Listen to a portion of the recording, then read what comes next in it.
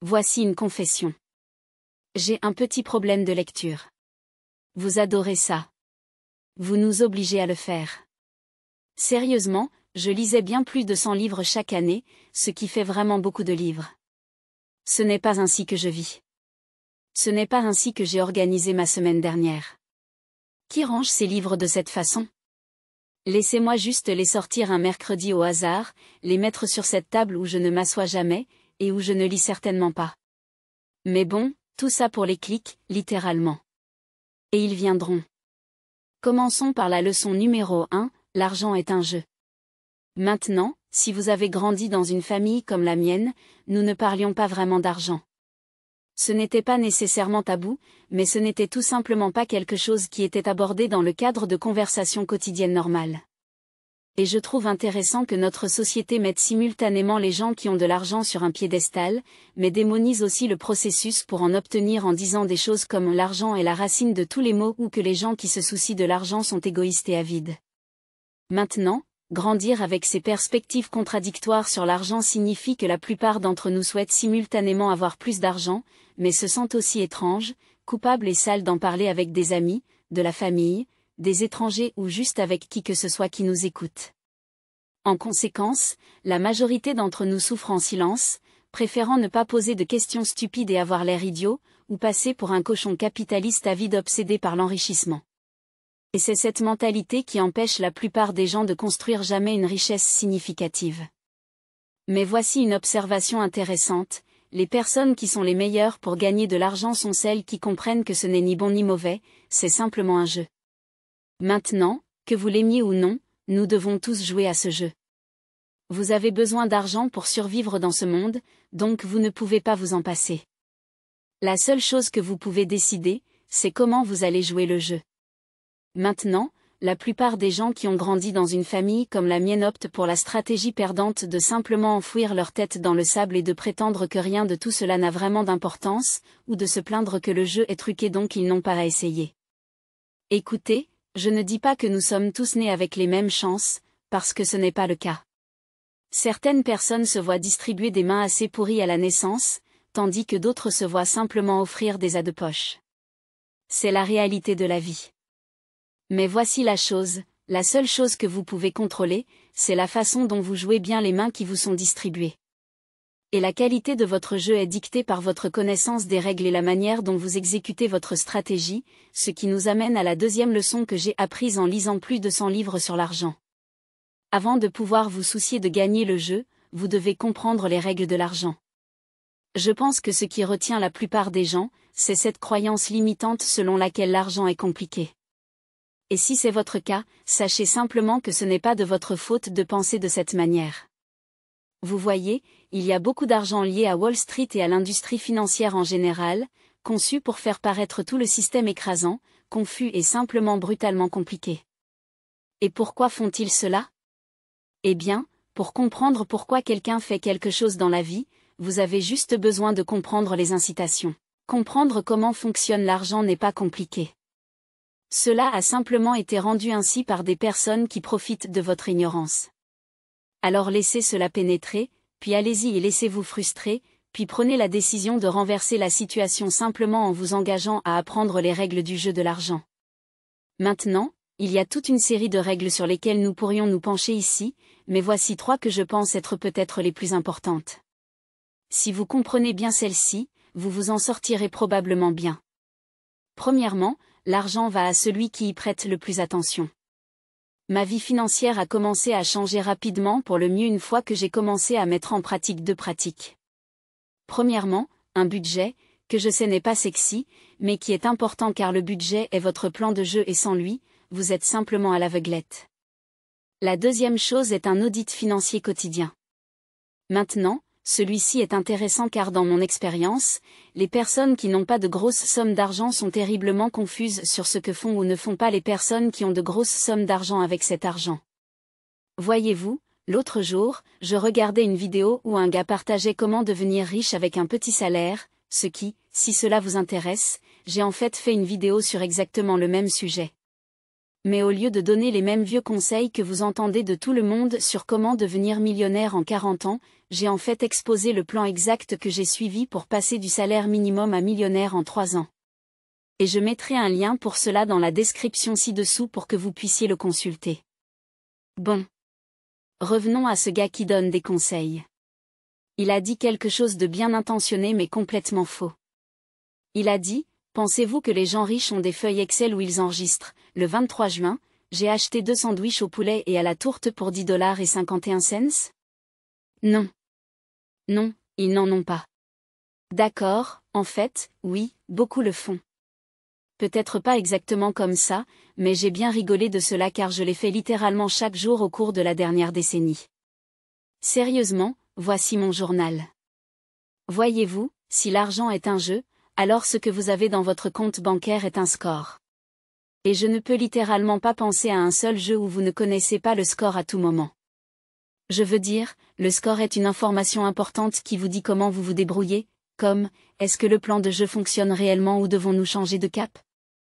Dans mon expérience, les personnes qui gardent le plus le doigt sur le pouls de leur situation financière sont les plus à l'aise. Donc, la première chose que je recommande aux personnes qui viennent me demander des conseils financiers est simplement de commencer à suivre votre argent et vos habitudes de dépenses chaque jour. Si vous le faites tous les jours pendant l'année à venir, je pense que vous serez étonné de voir à quelle vitesse votre score commence à s'améliorer car la vérité est que l'argent va à celui qui y prête le plus attention. D'accord. Règle numéro 2. Les avares ne deviennent généralement pas riches. Maintenant, cela peut sembler fou, mais dans mon expérience, l'un des moyens les plus simples de savoir à quel point une personne joue bien au jeu de l'argent est basé sur la façon dont elle en parle. S'il le voit comme une ressource limitée finie difficile à obtenir, alors je peux presque garantir qu'ils sont pauvres. Si, cependant, ils voient l'argent comme une ressource infiniment abondante facile à obtenir avec la bonne combinaison de stratégies, de systèmes et de compétences, alors ils dominent probablement le jeu de l'argent. Maintenant, cela peut sembler être une différence insignifiante, mais je vous assure que ce n'est pas le cas. Vous voyez, lorsque vous considérez l'argent comme une ressource limitée, alors vous commencez à voir tout le monde comme un concurrent. Parce que s'ils obtiennent l'argent en premier, alors il y en a moins pour vous. En fin de compte, cela devient une prophétie autoréalisatrice car vous essayez de garder tout votre argent, votre temps, vos ressources, vos connaissances, car vous avez peur que d'autres prennent ce qui est à vous. Mais, voici la réalité. Il y a suffisamment d'argent pour tout le monde. Nous pouvons littéralement tous être riches. Maintenant, voici quelque chose que vous n'avez peut-être jamais envisagé. L'argent n'a de valeur que là où d'autres personnes sont concernées. Alors réfléchissez Y. Si vous êtes seul dans la nature avec les lapins et les ours, l'argent n'a aucune valeur. Mais, s'il y a d'autres personnes impliquées, alors soudainement l'argent devient un moyen d'échange, une réserve de valeur et une unité de compte. Plutôt utile, non? Alors voici la morale de l'histoire. Il est très difficile de gagner le jeu de l'argent si vous considérez tout le monde comme l'ennemi. Et, c'est pourquoi dans mon expérience, les personnes les plus riches sont parmi les plus généreuses et ouvertes avec leur temps, leurs connaissances et leurs ressources. À titre d'exemple, pourquoi suis-je ici en train de faire cette vidéo maintenant? Eh bien, il y a beaucoup de raisons, mais en partie, je pense qu'il y a une chance que vous puissiez utiliser ces informations pour construire quelque chose d'incroyable et espérons-le, gagner votre propre jeu d'argent. Ensuite, peut-être viendrez-vous vers moi à l'avenir avec une opportunité incroyable de travailler ensemble sur un projet vraiment cool, et la prochaine chose que vous savez, bam. Nous jouons tous les deux le jeu de l'argent à un niveau supérieur. Maintenant, d'un autre côté, si vous considérez les autres comme des partenaires potentiels avec qui vous pouvez collectivement construire quelque chose de plus grand et de meilleur, le ciel est la limite pour la quantité d'argent que vous pouvez accumuler. Donc, ne voyez pas les autres comme une compétition. Voyez-les comme des partenaires potentiels avec qui vous pouvez collectivement construire quelque chose de plus grand et de meilleur. D'accord. Donc, maintenant, voici la 3e règle de l'argent que je veux partager avec vous. Et, encore une fois, ce ne sont pas les seules règles, ni peut-être même les plus importantes, mais elles ne sont pas super évidentes pour la plupart des gens et elles m'ont incroyablement bien servi, donc j'espère qu'elles peuvent faire de même pour vous. D'accord. Règle numéro 3. Vous ne pouvez faire que 3 choses avec l'argent. Vous pouvez le dépenser, le sauver, ou l'investir. Maintenant, c'est probablement assez évident maintenant que cela a été dit, mais il est probable que vous n'ayez jamais vraiment pris le temps de considérer cette vérité fondamentale mais fondamentale de l'argent. La plupart des gens traversent la vie en perdant le jeu de l'argent car ils dépensent soit trop, soit ils épargnent trop, soit ils l'investissent dans les mauvaises choses. Maintenant, il est assez évident pourquoi dépenser trop et investir dans les mauvaises choses ne vont probablement pas vous aider à gagner le jeu de l'argent, n'est-ce pas? Mais cela pourrait vous surprendre d'entendre que peut-être la raison pour laquelle vous perdez le jeu de l'argent est parce que vous épargnez trop. Voyez-vous, d'après ce que j'ai appris en ayant lu tous ces livres, il est incroyablement difficile d'économiser votre chemin vers une richesse massive. Et voici la raison. C'est une petite chose embêtante appelée inflation.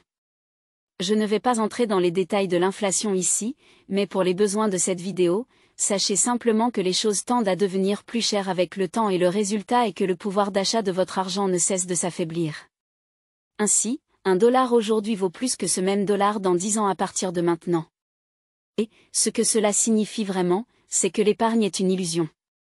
C'est en fait une forme de dépense. Autrement dit, vous payez le coût de l'inflation pour la sécurité relative et la liquidité de votre argent. Donc, quand on y regarde vraiment, vous ne pouvez réellement faire que deux choses avec votre argent. Vous pouvez le dépenser ou vous pouvez l'investir. Maintenant, quand nous regardons l'argent à travers cette optique, il devient assez évident quel chemin nous mènera à notre objectif de gagner le jeu de l'argent. Non. Je veux dire, vous ne pouvez pas dépenser votre chemin vers la richesse.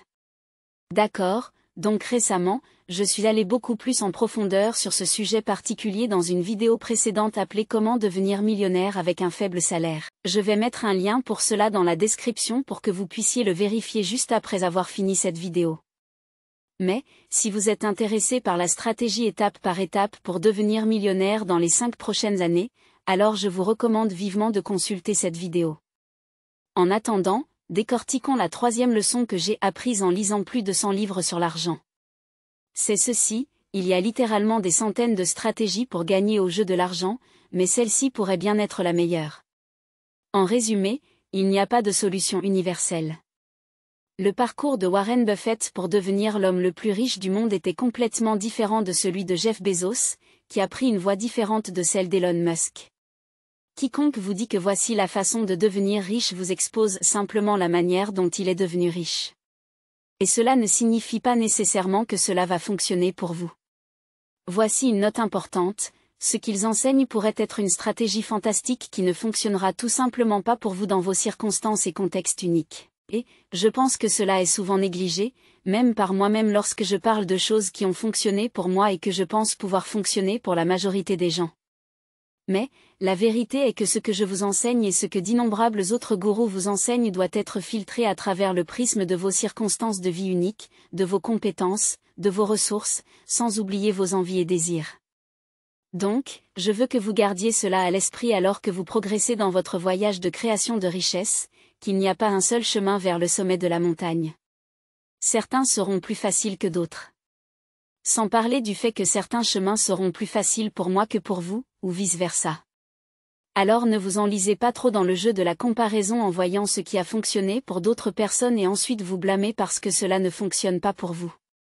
Mais, cela dit, j'ai remarqué des schémas autour des stratégies de création de richesse en lisant tous ces livres et en parlant à d'autres personnes réussies, et il me semble qu'il existe certaines stratégies pour gagner au jeu de l'argent qui ont des probabilités de succès plus élevées que d'autres.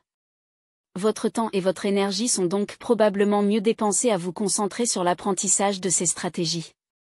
En particulier, la stratégie qui a fonctionné pour moi, et que j'ai vu fonctionner plus que tout autre dans la vie des personnes réussies que je connais personnellement, c'est ceci: vous construisez une machine à générer des revenus, puis vous investissez les bénéfices dans des actifs générateurs de revenus. Et c'est ce qui m'a amené à ma stratégie d'investissement personnel, qui est de construire une entreprise et d'investir dans l'immobilier. Maintenant, il y a de nombreuses raisons pour lesquelles c'est une stratégie si puissante et éprouvée pour gagner au jeu de l'argent. Tout d'abord, si vous construisez la bonne entreprise avec la bonne forme de levier, alors il n'y a pas de limite à ce que vous pouvez gagner.